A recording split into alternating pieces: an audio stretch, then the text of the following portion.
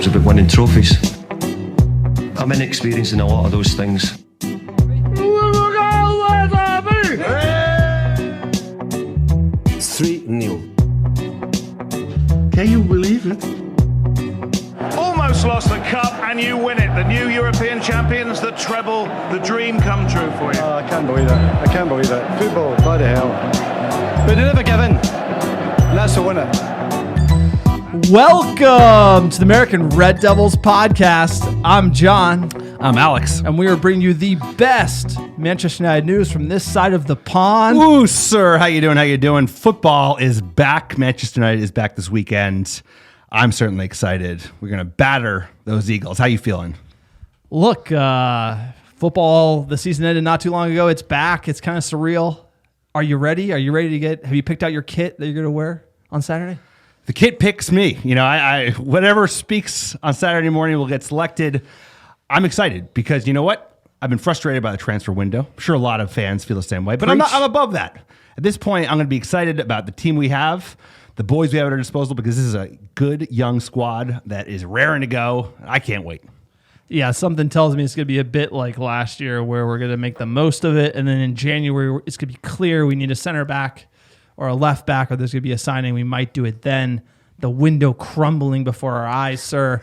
Fans melting down. Bale to Tottenham. Sergio from Madrid going to Tottenham as well. I don't know if you can say they can have it.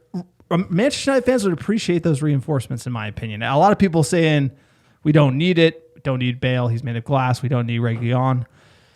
I'm going to say if we had Bale and Reguilon, some fans would be like, we'll call it. That was a good window. Yeah, I mean, here's the thing. Reguilon required a buyback clause. Same thing, apparently. Reason we skipped on Holland. That's a big. You don't want them coming back and buying your player a year later if the market changes and all of a sudden that's just not good business. We own Delo with no buyback. And Bale, you're Darmian with no buyback. I'm not justifying some of the previous behavior of like the people running our club. I'm talking about at the end of the day. That's not the right deal for Manchester United. That is a Daniel Levy deal, right? It's like no transfer fee. They get Reguilon because they're taking Bale, because they're taking his wages, and those legs are made of glass. He's a good guy, and I like the idea of it. I would take him. We would be huge Bale fans, but it's Spurs. Let him have it. We should get Sancho. The deal's still there to be had.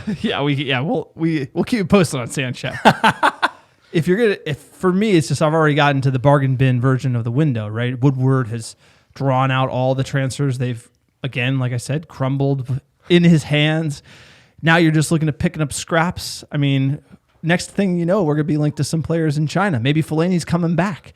We're talking about you got to be lining up some serious players who can play at Manchester United, sir. Odion Igalo on the last day. I think we're headed towards that. I like Igalo. I'm a fan of Igalo FC. Something tells me our business should be a little more premeditated. Of course it should be, but what club are we talking about? And like, have your eyes and your ears deceived you? Have you not remember what we saw in January, last summer, the summer before? Nothing's changed. It's still the same crew of clowns running things at the top. So yeah, that's going to happen. It's going to drag all the way. They are all committed in Sancho. They're trying to get that deal done. I think it's going to, I don't know, who knows, but we're going to be left back-footed. We always are. We're always on the, day late, dollar short FC when it comes to doing transfers and getting players out, getting players in. But we could talk about that all day. But also another component people are not focusing on is the fact that we are not able to sell the dead wood. You got to be looking at Phil Jones, Jesse Lingard, Chris Smalling, even Delo. I think he should stay, maybe do a loan, in my opinion. But we have players we should be selling, and we're not even moving them. A Smalling deal, apparently it fell through. He wanted too much money. We're greedy when we're selling. We're cheap when we're buying, and nothing's moving, and that's bad for Manchester United because we need to free up that capital selling players so we can raise funds. When I went through the financials to get Sancho done, we needed to raise 40 to 50 million through player sales, and we have sold no one. Chris Smalling might be at Manchester United next season. I actually rate him. I don't think that's the worst thing that could happen, but the plan is to sell him, and if you can't, then you're just forcing dead wood on Ole. It really limits the manager's progress. No, it does, but you got to have that fine balance. The club has gotten ripped off tons of times. Everyone knows it's run by a bunch of idiots, so they're going to try and get a good deal, even for Chris Smalling, who's in demand. Now I think he's being chased by Inter. So I agree. The players that there's clearly a demand for, they should be able to move. But even those players, we talked about this last pod, they're having trouble offloading that dead wood, and that's critical because it's all about that net spend. We need to sell in order to buy. Look, we can talk about how terrible this transfer window is All day. Quick PSA for the podcast. Congrats to our end of the year survey winner, Lucas from Pennsylvania. He got the Greenwood home kit. I would say that's a nice choice. Absolutely. If I didn't have experience buying cursed jerseys, that might be a jersey I would buy.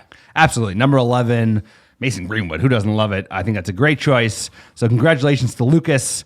A deserved winner because we appreciate it. And thanks to everyone who filled out the survey. We do it every single year, so we'll be giving away another kit.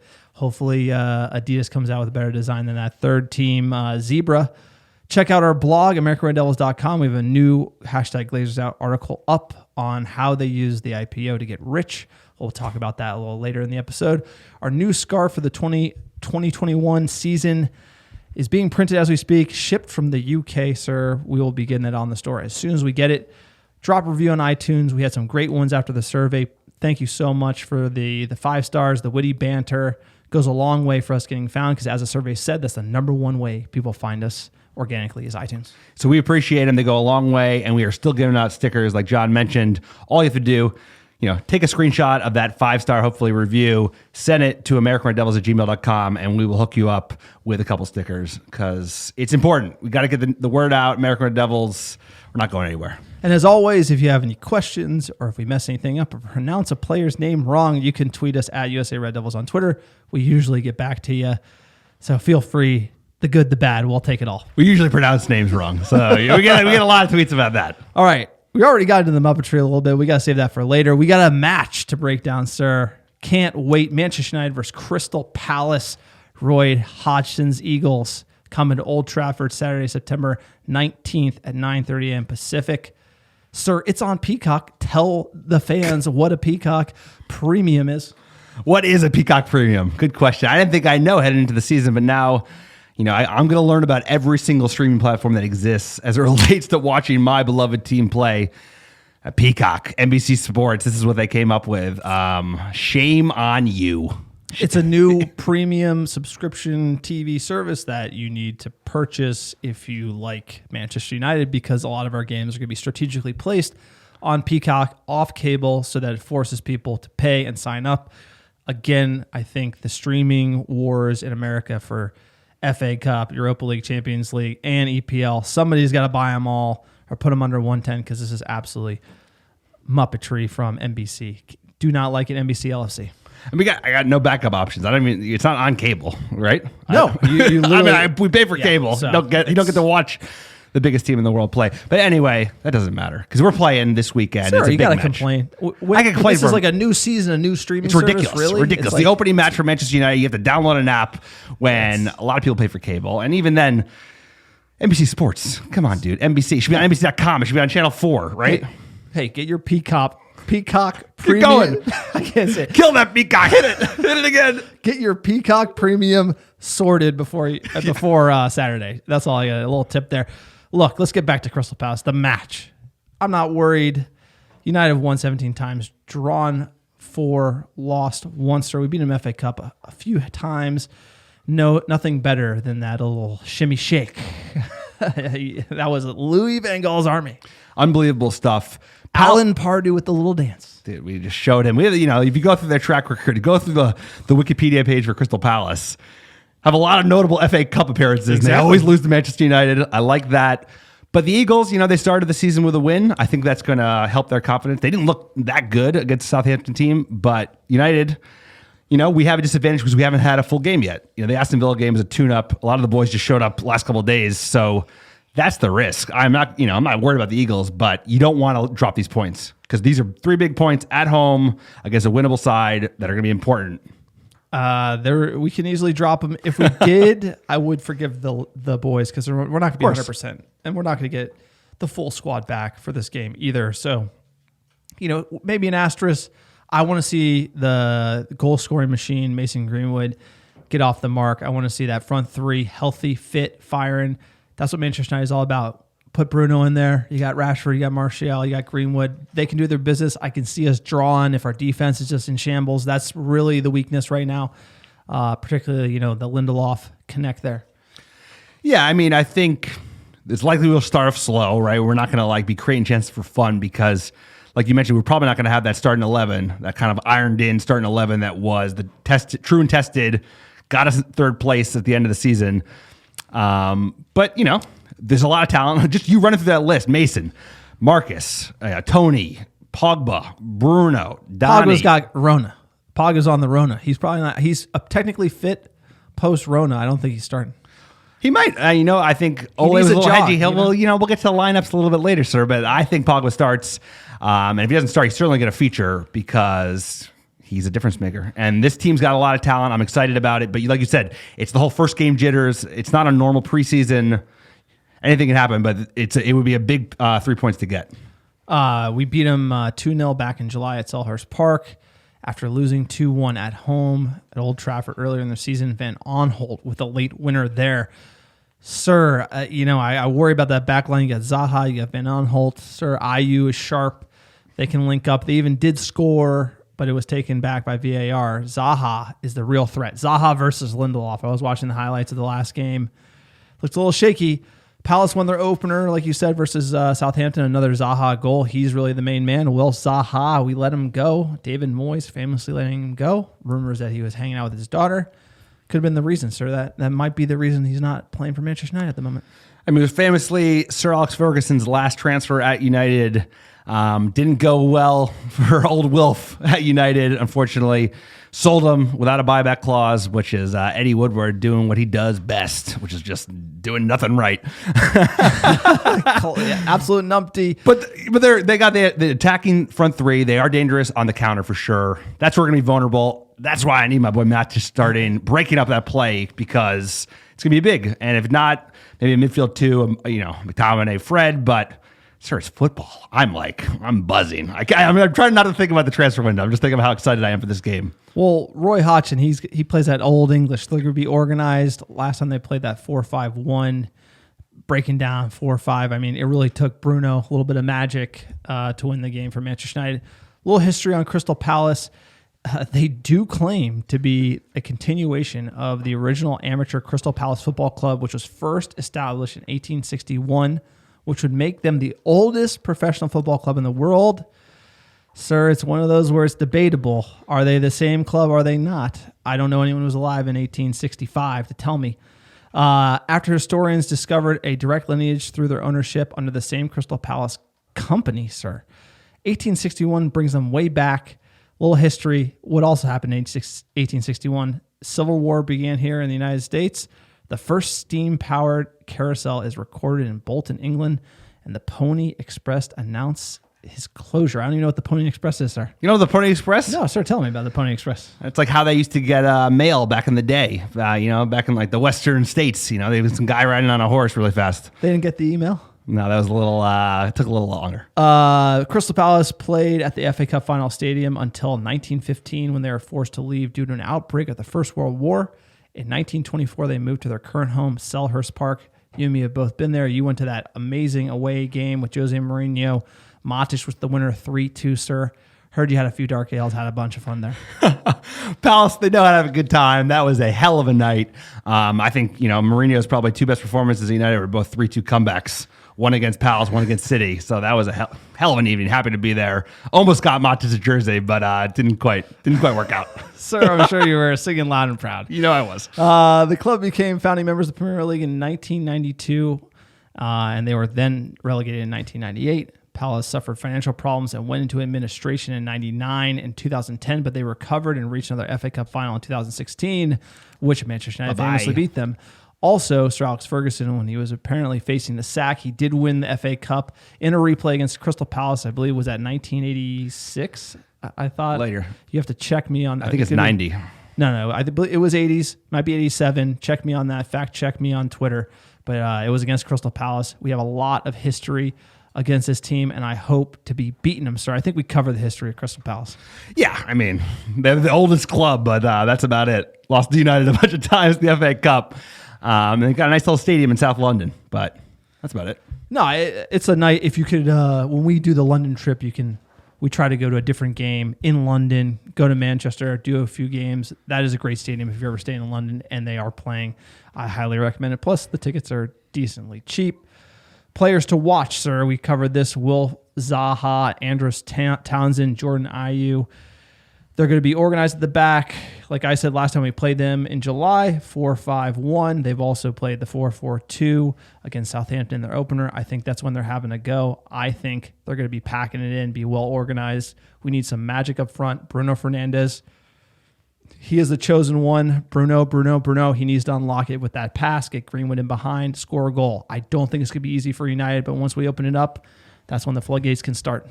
I mean, this is that classic game that would terrify a United fan a year ago, right? Like injured Pogba, no Bruno yet, and we have to break down a team that is going to park the bus, right? Obviously, Palace, they're going to do, like you said, they're going to drop a attacker into midfield, just like line them up, fill them in the box, and try and just not allow United to, penetrate. But that's why we have Bruno. That's why you have Donny van de Beek. That's why you have Martial, Rashford in form. More optimistic, because that move doesn't work as well now. They used to be able to just sit back and United can create shit. Now we can cut you open. No, absolutely. And I think that's the dynamic that won us top four last year. Physio room, Pogba, Matic, Mata, Fred, Bissaka, Bailly only returned to United training Monday, so they're kind of facing the race to fitness. Bruno began his work at Aon Training Complex over the weekend. He should be good to go. Phil Jones is hanging out there. Not sure if he's going to ever play for United again. I could see him in sort of a EFL Cup situation.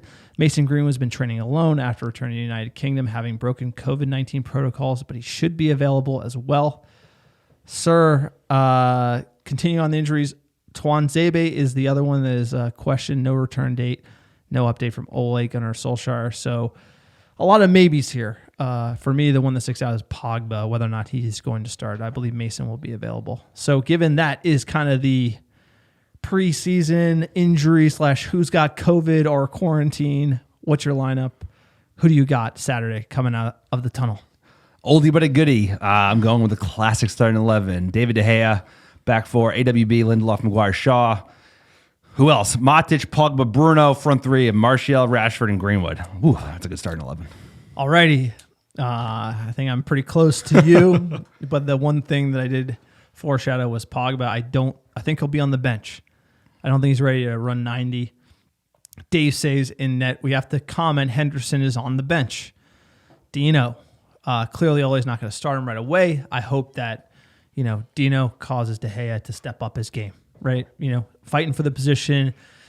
A little heat on De Gea's back. I think this might either he's going to sink or swim. Really, exactly. It's the only way to go at this point. And that's what you need, right? We know how good of a player is. We know there's been a little dip in form since he signed the big bumper contract. I think this is exactly what you do. This is like you bring in Dino, the kid that's chomping at the bit, already shown he can do it at Sheffield. And like you say, he's going to sink or swim. He's either going to cause more errors and lose his spot, or we're going to see old De Gea. Well, I think not to have a keeper debate here on the pie. I mean, I haven't even gotten through my lineup, but when it comes to Dean Henderson and you David De Gea, the pure shot stopper, cat-like reflex, De Gea is world number one. Yeah. Playing out the back, making mistakes. I mean, that's clearly the resume he has right now. Not strong in that area. But he still came up with a lot of saves. Like I watched the Crystal Palace highlight, and he came up with a world of a save on a free kick. He did do it. I just don't think he gets credit. He makes that almost look normal, and then his mistakes just look so poor that everyone slates him. But I really think he's got it. He's got to clean up those errors, and he'll be the best keeper in the world. We know how good David De Gea is. Hey, he saved our asses for years, and this is just a temporary thing, I hope. I think he's got a lot of years left because if you think about a goalkeeper, they usually have a pretty long tenure. Exactly. And he should be no different. So I think you're right. Like you said, he bails out. He has like a magnificent save every game.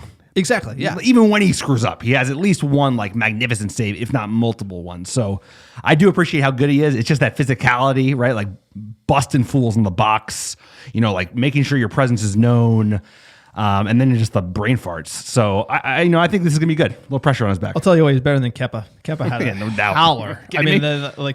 the mistakes De Gea makes is like versus what Kepa is like. Oh my god! All right, continue the lineup. Dave saves. Wan-Bissaka, Lindelof, Maguire, Shaw. Matic, Bruno, we're starting Van de Beek, sir, because Pogba is getting dropped. Martial, Rashford, Greenwood up top. I think that's great. I really like that lineup. I really rate it. No, I think that's totally possible. I think you're It's more than likely that Pogba does not start the game, features as a sub. So I like yours as well. What about the James in for Greenwood? As Greenwood, he's been getting a lot of heat. The Whippets, the Honeys. Dollies. What do you think about Dan James coming in, maybe taking some pressure, him coming off the bench? I almost like Greenwood coming off the bench because he'll have a little more spice. Sitting, watching Dan James play. Yeah, there's that. Or he's your new number 11. Plop him out, baby. He's ready to go. He's like one of the most talented academy players that we've produced in a long time, and I'd start him. If he's ready to go, let's let him prove by just like kicking ass all game, 60 minutes of it, score a couple goals, and then you take him off for Dan James. You know what? It's like that's the Sir Alex mind games right there. He knows Greenwood's just like dying for a goal, dying to prove the haters wrong. Right? Exactly right. And he's just like, let him loose. Let him loose. If you know what motivates a player, Wayne Rooney goes out to the bar, has has 10 dark ales, gets a little loose. Drunk drives with some random home, and then Son drops a story. Sir Alex Ferguson knows Rooney's going to be rabid dog on the field. Like, play him. He scores a hattie. It's like that's how you do it. Because when he's on that form, he's a worldie. It's worth it. Exactly. You put up with it because he's a mad dog on the pitch and does he was unbelievable just with things. England, got blackout at a wedding. Photos come out in the sun. He comes out and scores a hattie. He's like, start him. You start him. Now I know who to captain for my fantasy league. So thank you, sir. You really did help me there. Harry Maguire as well. Had great header chances against Crystal Palace. Always we didn't does. talk about the set piece. He's got to start finishing. I think this might give Maguire the extra. Sir, I mean, we'll get to the score predictions later, but I think Greenwood and Maguire might feature on the score sheet. Booking the bookies, quick odds check here. Crystal Palace to win plus 1,000, so you're getting 10 times your money. That's how much of an underdog Crystal Palace is coming to Old Trafford. Draw plus 425. Manchester United odds on favorite minus 333. First time goal scorer, the three who are tied at plus 350, the most likely to score for Manchester United. I guess there are three players. Tony. Correct. Marcus. Correct. Bruno. Correct. Odin Igalo plus 400. Mason Greenwood plus 450. Fred Watch. Donny Van de Beek plus 600. Fred, I got to load more. Plus 2,500. There you go. These do. That was a very good Bruno, you guessed, because obviously taking penalties for anyone playing fantasy out there. Sir, given those are the odds, we checked in with the bookies. You got your starting 11. You know the Crystal Palace tactics. What is your score prediction for this game? Sir, I'm calling a 3-1 victory. It's going to be like nervy stuff. We score, they score, and then we finish them. All right. I'm going to say it's going to be the revenge tour. Maguire, our captain, and Greenwood, they're going to both be on the score sheet. Greenwood gets a brace. Maguire, header. Goes ahead 1-0, 3-0. Manchester United. I like that storyline. Prove the haters wrong. Start the season right. I can't wait. 3 points. We need it. Sir, everyone's been talking about Chelsea scum, so I'm sick of it, right? Not worried about Chelsea. They looked very mediocre. They looked incredibly mediocre. Very mediocre. So the problem is we could come out and look very mediocre. Yeah. And a lot of teams, I have to think that we're tired. I have to think players are just coming back from vacation. Bruno just had a kid as well. A lot of things going on. For us to just hit the ground running like we did with restart, I'm not expecting that. I actually think this could be a little slow start for United here. Totally. And I think we're lucky that the first couple of games are good ones, good matchups. We're not playing one of the big boys early. So you're right. That's what I'm saying. If you just get 3 points in these first two matches, they're huge because we didn't have a preseason. It's just like, Premier League started. Oh, we played Villa? That was it, but half our players weren't even there. I know, this is kind of crapshoot. You're kind of rolling the dice here a little bit. Sir, we got some transfer news. United in the news. Sancho watch 2020. Still watching. Ed Woodward, where are you at? Where are you at? Where are you at, Eddie? Nowhere to be found. Nowhere to be found. Manchester United can't afford nothing in the transfer market at the moment.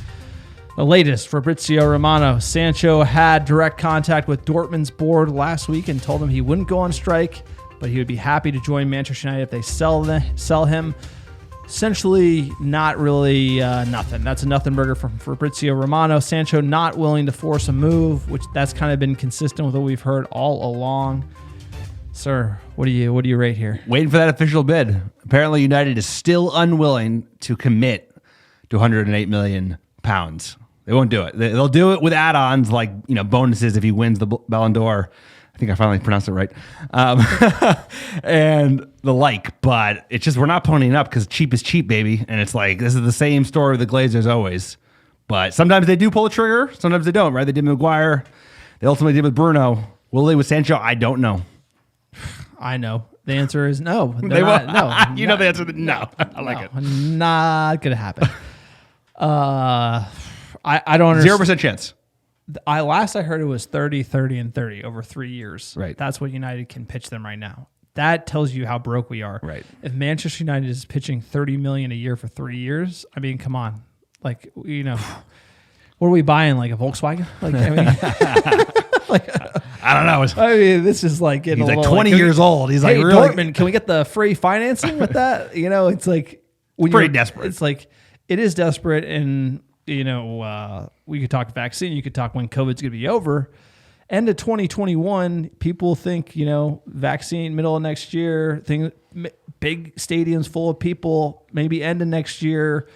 That next summer, he's under contract. $150 million from Real Madrid is possible. Why do you sell Sancho for 30, 30, and 30 over 3 years? If I'm Dortmund, that's the answer. If they only had him with one more year, of course they'd be doing a deal, or maybe even two. Right now, it feels like it feels too cheap. Why was Dortmund going to sell cheap when they got him locked up over the long term? Also, totally agree, sir. They're going to split the payments, which I don't even think is the problem. The problem is they won't pay full bucket. They still think $108 million, £108 million is overpriced for Jadon Sancho, even in 3 buckets, right? They're underpaying, and they would do it in installments. So at the end of the day, it's just like United are just dragging their feet because this club's been bled dry by the Glazer family. Just do us a favor and remember everyone on Twitter telling you that it's happening when they don't know nothing, sir. They don't know nothing. They haven't checked the balance sheet. They're not listening to the investor calls. They don't know how much money this team has. And clearly the Glazers are not in the City or Chelsea money laundering mood and just dropping $400 million into the club. That's not how they run it. It's unfortunate. I hope they're selling it, sir. Glazers out's trending big this week. You saw it. I mean, everyone's kind of losing their minds. We called it. Green and gold, the club is sold. We got the scars, americanreddevils.com. Glazers out sale, $9.99, sir. That gives me some confidence the deal might actually get done. Every time this happens, dude. It happened the same. There was right before Bruno got signed, right before Ari got signed. There was like, you know, it had a nice little flare up for a week or two. We had our involvement, as we always do. And then they sometimes cobble a deal together. Part of me still thinks they will. Last minute, we like stumble over the line with this crazy structured deal, and they accept. There's a chance. I'll tell you what. The worst part about Manchester United transfers is when we miss out on a player. Is they give the excuses that Woodward tells his boy Neil Ashton to like have like everyone write about, like similar to like. And I think that to a certain extent, the Reguilón thing where United immediately come out like they know Tottenham pipped them, and they're just like, well, this is why we don't want him. And it might be valid, but it's just don't pretend like you're not interested. You know, it's like, but the whole idea they're making excuses. Like, no, just go get business done. You're the biggest club in the world. I as a fan, we understand you're the biggest club in the world. Make moves. Like, go get stuff done. Stop whinging and get stuff done. Next article, per the americanreddevils.com, sir. I spent a couple hours going through the initial public offering for Manchester United, and it's funny, whenever I write a piece like this, I kind of don't know where it's going, and then I read something, I'm like, oh my God, and I read something, I'm like, oh my God. So net it out for us, sir. I didn't know anything going into it, so it's not like I don't necessarily have an agenda, but I've worked on countless IPOs. I've written the S1s, been in the rooms with the lawyers, sir, so I know how to go through all this paperwork. United went public in 2012, which makes a lot of sense. Raised $230 million. Sounds like a ton of cash. Where you're like, oh man, Manchester United went public. They raised $230 million. They're going to take that. They're going to invest in the team. They're going to pay down the debt. They're going to fix everything that was wrong with the LBO, right? No, not really. This is more of an exit for the Glazers. They took 110, which is the net proceeds. They paid down the debt, and they took 110 million, just put it in their pocket. Pay down some debt. Pay down only some debt. Not the debt. And then they took 110, thank you very much, put in their pocket. And when companies usually go public, you're raising money to invest in a business plan, invest in a growth plan. Right. You're trying to grow. That's not every company, but you know, when they're selling secondary shares the way they're doing, they're just kind of sucking cash out of the club. And it is really a crime. To show how egregious the Glazers are, Before they went public, each Glazer child took, I think, £1.6 million loan to each of themselves. And then before they went public, they dividended out more cash from the club to repay that loan. So they essentially just made another $1.6 million each. The way this was structured, Malcolm Glazer originally did the takeover that he developed a trust for the Glazer children. So after he died, Manchester United would essentially become in equal ownership of all 6 Glazer children. That is kind of where Red Football LLC comes in. That was part of the public offering. Essentially, most of the stock was owned by this LLC, which Malcolm Glazer owned and then gave it to his kids. And that's when they created these 2 classes of shares. You have Class A shares, which are basically the Joe Schmo shares, which you and me could buy in the New York Stock Exchange. And then you have Class B shares. And these are the Glazer family, they're royalty shares. Each Class B share has 10 votes. Each Class A share has 1 vote. There's 120 million Class B shares, which are equally owned by all Glazer children now. And there's about 40 million Class A shares outstanding, which means Glazers have 97% voting control of Manchester United. The way they structured the deal is essentially so that they can always control the club. They can always control a sale process, and then they can just sell their stock whenever they want. They can convert Class B into Class A and just liquidate it as they please, like essentially a trust fund. The way that they look at this club is literally a way to bleed out money, sir. It's absolutely a crime. They set it up as essentially a trust fund. Malcolm Glazer did it, and we're just watching them leech cash out of the club. That's why they don't care about investing in the team. There's no upside to them. It's only how much money can I suck out of Manchester United and this global brand. It's a travesty, sir. And, trust fund, you're saying basically it is a family piggy bank. It is the Glazer family piggy bank. And it's like he carved up into little pieces. They basically float the stock on the stock exchange just to what? They basically float the stock so that they can essentially liquidate their shares whenever they want. Now, their 120 million Class B shares, they haven't converted to Class A. They haven't sold any of them, right? Each Glazer kid owns around 20 million. It's worth around $345 million each. Each kid has that much Class B shares. The Class A shares, that's what they sold to the public. And then Red Devil LLC sat on around 21 million of those shares and sold them over the next 7 years. So they were selling secondary offerings continually, which is why Manchester United's stock price has not really moved up, because they've just been cashing out. All that money, probably around 350 to 400 million that they sold in stock, went directly to their pockets. It did not go to Manchester United. So everything that they're selling is literally for their own benefit. And like we talked about in the prior podcast, they can go to the equity markets and they can raise money that way. That 350 to 400 million they raise could have gone into the club, could have gone to pay for a new stadium. And instead they took it to enrich themselves.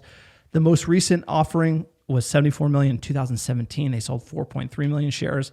They dissolved Red Devil LLC. So now the Glazers completely own it. If you look at the share ownership, it's the 6 Glazers. They own all 120 million shares of Class B, which is essentially the entire voting block for control of Manchester United. Most insane part of the class of shares, sir, I know we're getting a little nerdy here, is that if one Class B share is outstanding, they own majority control, 67% of the club. So if there's ever an M&A deal and there's one share outstanding of the 120 million, they have the right to deny that deal. Glazers own us by the balls. They own this club by the balls, and that kind of gets you to the point where why set this club up in this way? Why suck all the money out of this club? What is the point? Like, fans don't understand. We want the football club playing well, sir. Why would they do it? Greed. It's simple as that, and it's greed at the end of the day, because the important thing to understand is, like, when you look at equity financing, and what we're talking about is that no normal company, no normal healthy business would run this way, right? The owner wouldn't just suck every dollar out and not invest in the club and do the bare minimum as they kind of like meander along, bleeding out, because that's what we're doing, right? They invested nothing in the company, the bare minimum. That is everything you buy. Every fan who supports this club, every fan who purchases a jersey, every fan who buys something from Manchester United, everyone who buys tickets, every single thing goes literally to their pocket because they're just sucking the money out. The most amazing part is commercial revenue. When they went public, 90 million pounds, it grew almost 3.5 times to 275 million pounds, and the stock stayed the same. That's because they're just sucking all the cash out of it. There's nothing going back into the club. And this is the real crime, because if you really cared about Manchester United, you can make a lot of money and reinvest in the team. I mean, that's how you look when you evaluate a business and you go through all their filings. You can see how is this being run, and that's why every time I go through it, I'm like, oh my God, this is insane how poorly they're run. I don't know how they find investors for their stock. Like seriously, because the club, they've left nothing on it. They have 600 million pounds in debt, and they're not paying it down. They're not paying the debt down. They're not trying to lower the leverage on the club. They're not trying to invest in the squad. They're not trying to build a new stadium. So what are they doing? They're trying to sell. This club was made so that one day all 6 Glazer children who own that Class B stock would sell it. And then guess what? They're all going to make around $500 million each. At the end of the day, it's going for $3 billion. Their shares, they're each going to make $500 million each Glazer child, while they've taken out probably $1 billion already. It's an absolute shambles. It's a crime. There should be books written about it. It's a heist. It's terrible. Fans, we should be protesting. We really need to step up our game online. It gets into the details like this, and it's something where I support this team. No one can question that. I'm going to watch them. I'm going to cheer for them. I'm even going to go to the games, but I don't buy jerseys from ManchesterUnited.com anymore. I do not buy anything from ManchesterUnited.com. At least that's my protest. But if fans come together, sign a petition, do something, we have to make our voices heard, because this ownership structure is disastrous. It is, sir. And I'm glad we're talking about it now, because it's the same shit over and over again. And the thing that saved them is Sir Alex Ferguson. It's simple as that. And it's like, it's not really talked about. It's not talked about at all, because that relationship is a little murky. And maybe that justifies his own pod. Talk about horses. But but seriously, it's like he saved their asses, and they didn't even invest the Ronaldo money. They didn't really complain. They wouldn't buy Aguero. And dude, we had the greatest manager of all time who won in spite of these shit owners, and they're just basically just like running this car with fumes now, and just running it like they're floating on the great prestige and history of this club, everything it's accomplished in the modern era and back in the day. So it's a travesty, and it makes me sad, because I love this club. Just like everyone that's a Manchester United fan, I know a lot of us love this club, and that's why we're getting so fired up. But it's like, these are bad people. They're just not good people, because anyone that can run a business like this doesn't really care about the people that work at the company. They don't care about the people who else are invested in the company, or the people that buy into what this club is all about. And I'm just ranting now, but I can't help it. Preach. Sir, I can't help it. It's just like, It's maddening, because, like you said, we talk about it all this time. We have business backgrounds, Wall Street backgrounds. They could be making so much money, so much more money, if this club was run well, competing at the highest level like it should be. This isn't complicated. It's just like they're lazy. They're lazy. They have Ed Woodward, who's basically a goon that's just like running shit, because they know they can keep an eye on everything if old Eddie is in charge. No, this club is a trust fund. Manchester United, yes, it's business operations. There's a team that plays on Saturday, but it literally operates as a wealth vehicle and distribution from Malcolm Glazer to his children. And if you thought about it that way, what they're doing makes sense. It really does make sense. And it is a prized asset, and it is time to sell. I honestly think the selling time frame for them is the next 2 to 3 years. They're not going to invest more money. They don't want to go to the equity markets. They literally can't raise any more debt. If you look at the leverage ratios, they're tapped out. They can't put more debt on it. They need someone to come in and buy it. I'm sure they're asking $3 billion. I know it's on the chopping block. The rumors are there. Obviously, the Saudis were interested, but something's going down, whether it's a big cash infusion of $1 billion in, and like they have a partial owner. Whatever it is, something's going down, and hopefully a deal happens sooner rather than later, so we can get out of this doldrum phase. That being said, the American Red Devils, we are just getting started, sir. We are just getting started. Like you said, this is an injustice, and I just started looking at these documents, and there's some great charts in there. There's charts. I can go back all the way to 2008 as far as their financials and their public offering statements, and my models, I'm building it as I speak. But I have a baby at home, sir. I got a wife. We already got the pod. It doesn't sleep, so there's only a limited amount of time I could do this stuff. But I love doing it, and we need to know. We're gonna put a Glazers Out section on our site. We're gonna write more about it, and we're gonna get more fans involved. If you have any interest in writing or contributing for us, americanreddevils.com. Reach out to us, americanreddevils@gmail.com. We love sharing fan perspective. We need to get our voices heard. And this is our community. That's what it's all about. I'm going to tell you like it is. If they had a great structure and we're all great and they're investing in the team, great. But they're not. So I got to call it out. We give them credit if they were. Yeah. But let's end this segment on a high note, and I think it's what you said. Because of how they've run it, and they've driven it into the ground, and we are that horse, like when he's like going back from Gladiator, and he's like, he has to go back to his, he rides that horse till it's dead, bro. There should be a sale, right? There should be a sale in the next 24 to 36 months because COVID probably smacked them in the face. Yeah, it's not going to happen until post-COVID. That's the problem. Is they know like the way they're thinking about COVID, and I wrote about in that article, they're trying to survive. Woodward's been given the mandate 100% by the board. Like, look, people are going to get mad.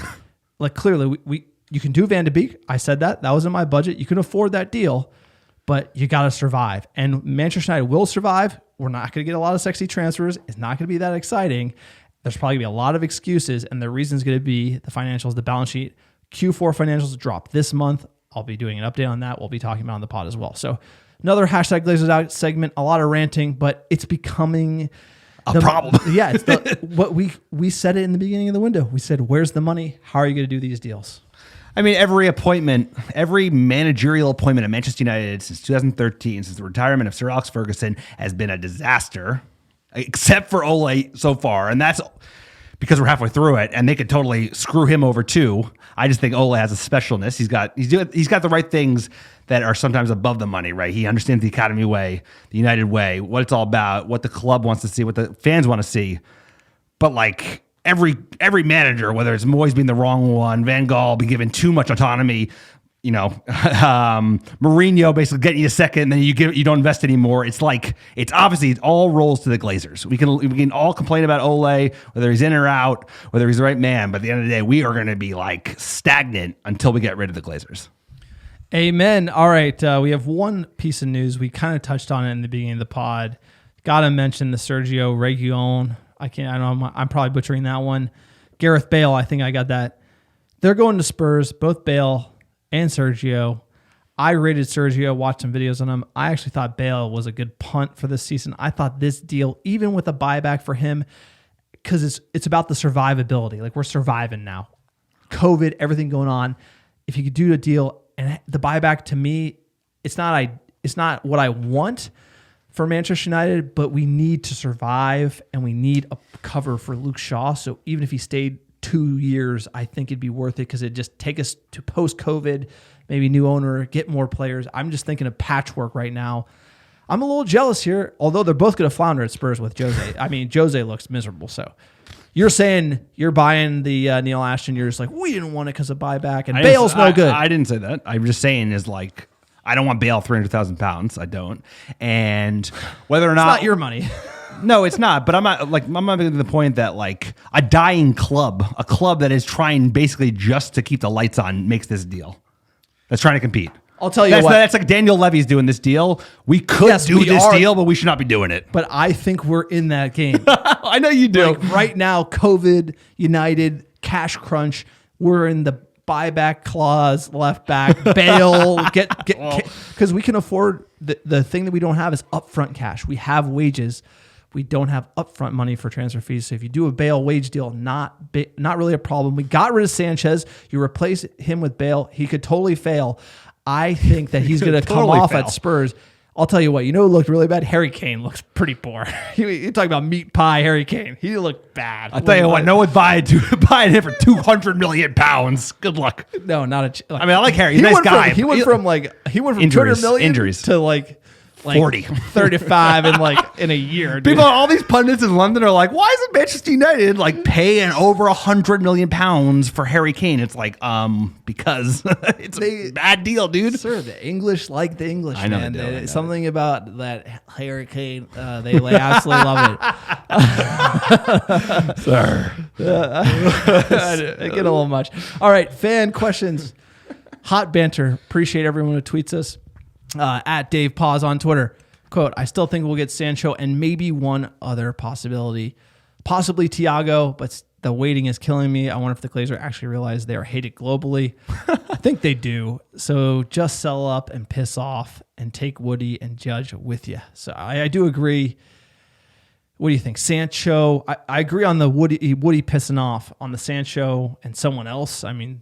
What if you got Sancho and say you got that guy, I can't remember his full name, but Benoit, the highly rated center back who's like 19 years old out of Monaco. You got that in Sancho. Is that an A window for you?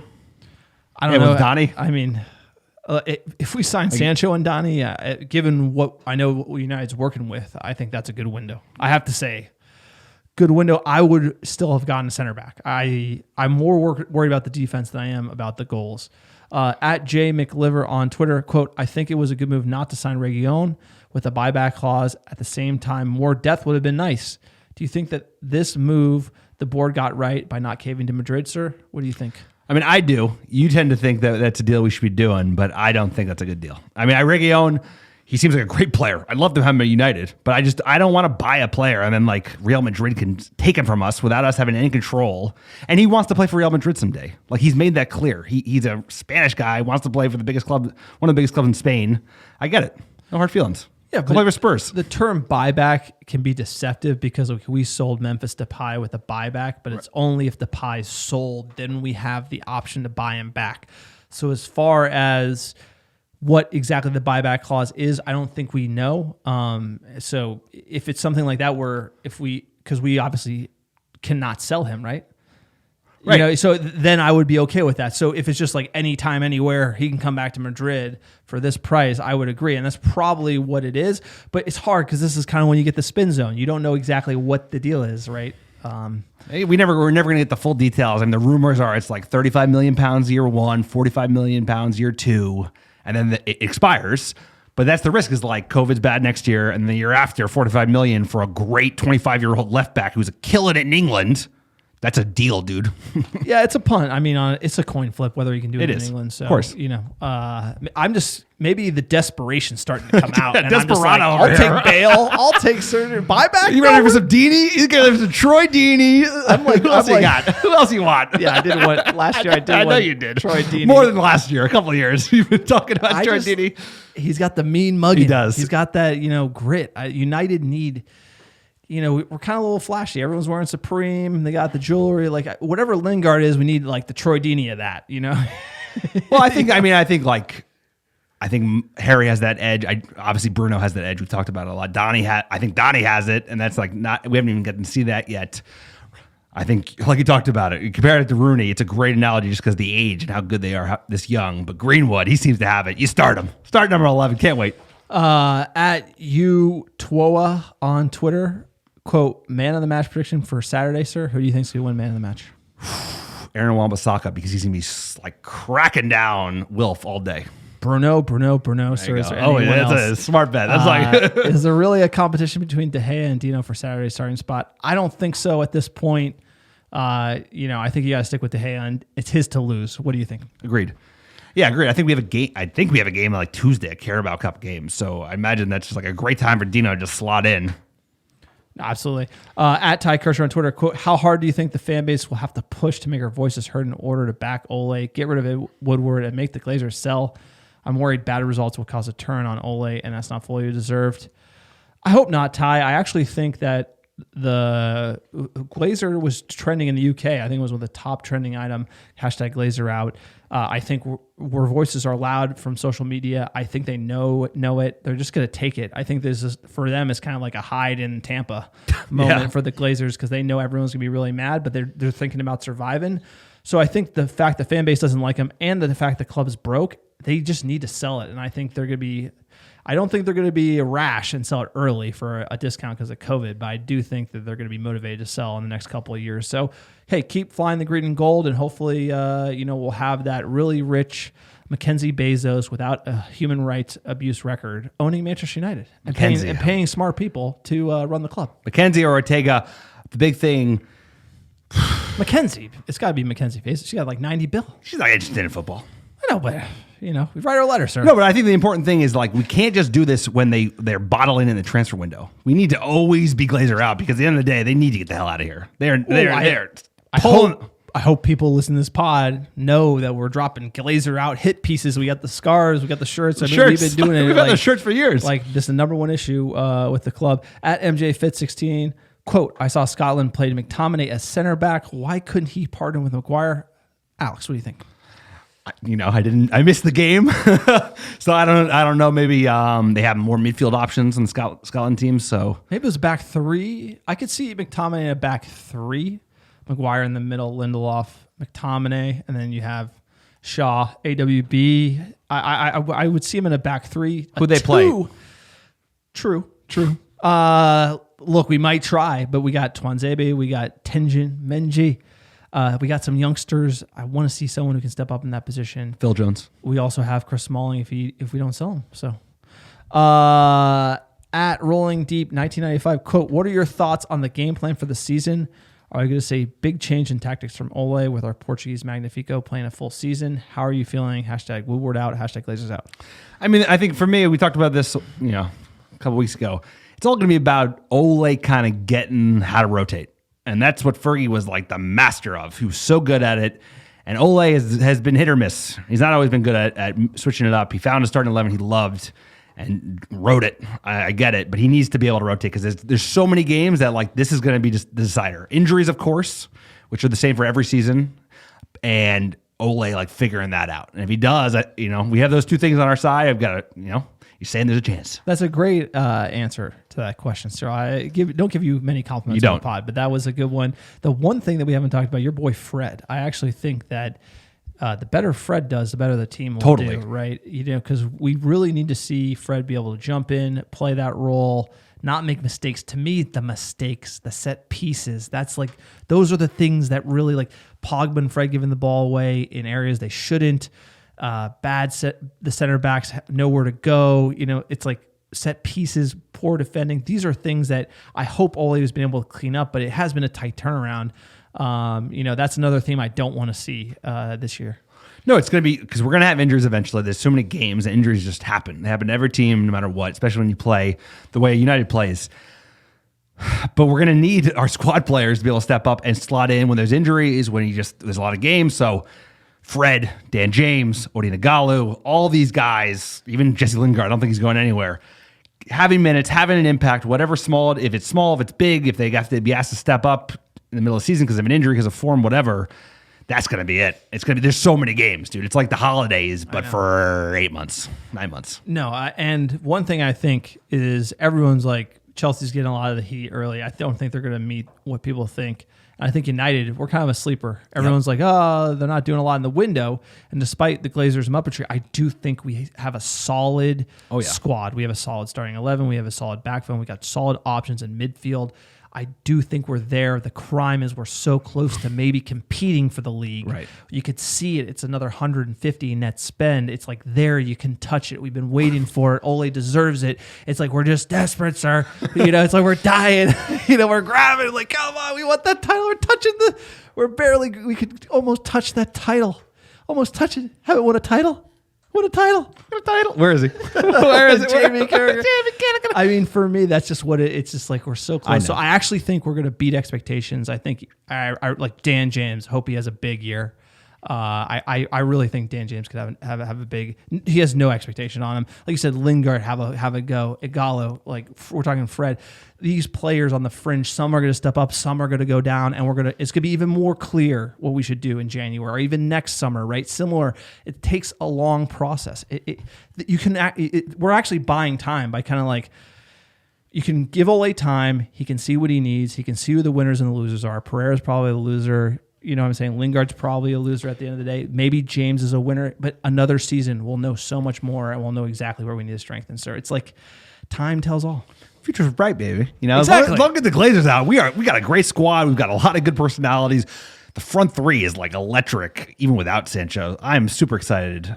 But we got to trash the Glazers on this pod. No, I know. And I'm we just did. thinking, We did like, a good if job of that. I try to like trash the Glazers and then just like look at the team and be like, positive. everyone wants that sexy signing. They want that piano music. They want whatever. But it's like, if you look at what we got solid base, and I hope, Van de Beek comes in, sir. We might be deadly. Who knows? Last tweet here, ending on a high note, X18 Busby 78X. Quote, need a strong start with high intensity. Strikers need to capitalize on easy chances. 3-1 United. Hashtag never go full zebra. I think that's how you end the podcast. On a high note, 3-1 United. He's got your score. I love it. Because you know what? You can be rusty, but there's no excuse to not press them, not have high energy. As long as we do that, they're gonna make mistakes. We're gonna have opportunities on the break. Let's go, boys. Don't forget to pray to the VAR gods as well. We need every call we can get, sir. Podcast, that's the pod. Thank you for listening. It has been a real one for fans, by fans. We are the American Red Devils. We got the blog at www.americanreddevils.com. Interested in contributing, reach out to us, americanreddevils@gmail.com. We want to voice fan opinions on this podcast and on our website. That is the purpose of this platform, sir. We have no ads. It's just us. If you want to support us, drop a review on iTunes. We're giving away stickers. You can email us your review, grab a sticker. We'll ship it to you. We even got pins as well. Maybe if you're lucky, sir. What do you think? It happens, Lucky winners, you never know. We appreciate all our listeners. We appreciate everybody that writes reviews, that buys merch from our store, that listens in, week out, responds to the banter on Twitter. So anything you can do to support the pod, the review is like the easiest thing you can do. It's free and it does us a huge solid. So we appreciate it. Whatever you can do. Check out our store on our website. We got those Glazers Out scarf, $9.99. Pretty cheap. The price is going to be going up because, the demand for Glazer hate is just sky high. So we've had some amazing downloads last week. Let's shout out the top 10 cities last 7 days. You want to start us off and I'll jump in? Absolutely. Number one, how you doing? London, United Kingdom, top of the board. Good to see you there. I believe that's Durham, North Carolina, Dublin, Ireland, Have a Pint, and Santa Ana, California at 4th. So why do you keep us going? Sterling, Virginia, Cedar City, Utah, San Francisco, sir, Bay Area, shout out. O'Fallon, Missouri, finish us off. Lee Summit, Missouri, and Newberry Park, California. Thank you to all the fans out there who listen in week in, week out. We got New York at 11. We got Keep Oslo, going. Norway. Keep going. There's LA, already a marathon pod. Freedom Ford, London, top of the list. Have a dark ale, sir. It's going to be a while since we're back in London. I rate that town. It's a great town. Great town. 2021. It's going to be a big year for everybody. Oh, absolutely, sir. Well, to finish the pod, we famously have the kicking at blue. We get the always at the wheel. I think I screwed it up last time. Somebody messaged me on Twitter and sent me a Glazers Out rap. And we're just going to finish with that, dude. Hashtag Glazers Out. Enjoy it. Glazers Out, baby. Woo! Answer me this. Why is it any season we finish within the top 4, the manager then ends up sacked? Preach. And there's no investment I don't see your name enough around the motherfucking city, man. Like, It's like there's no forward thinking. Laying the foundation.